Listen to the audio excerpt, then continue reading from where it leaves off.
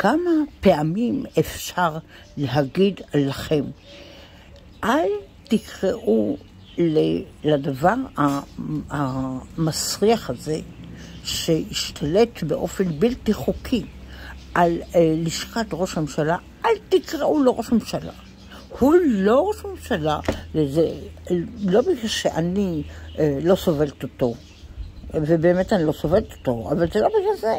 הוא לא ראש הממשלה, כי התנאי לביטול הנבצרות היה שהוא לא יעסוק בניגוד עניינים, הוא חתם, הוא לא ממלא את חובתו, ולכן הוא כבר 5 שנים השתלטות בלתי חוקית על משרד ראש הממשלה בירושלים, בלתי חוקית.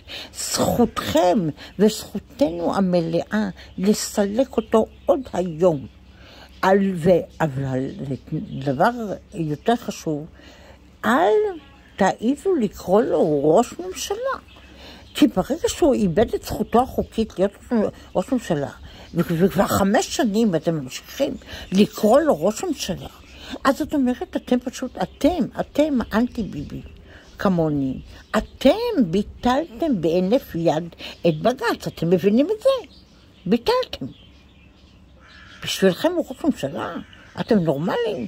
הוא לא ראש ממשלה. לא.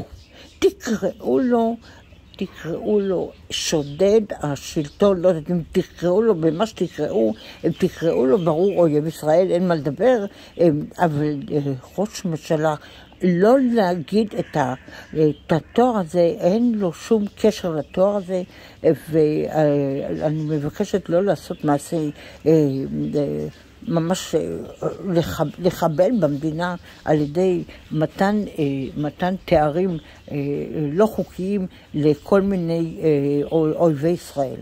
אז אני מקווה מאוד שמה שאמרתי תפנימו ותבדקו ותראו שאני צודקת.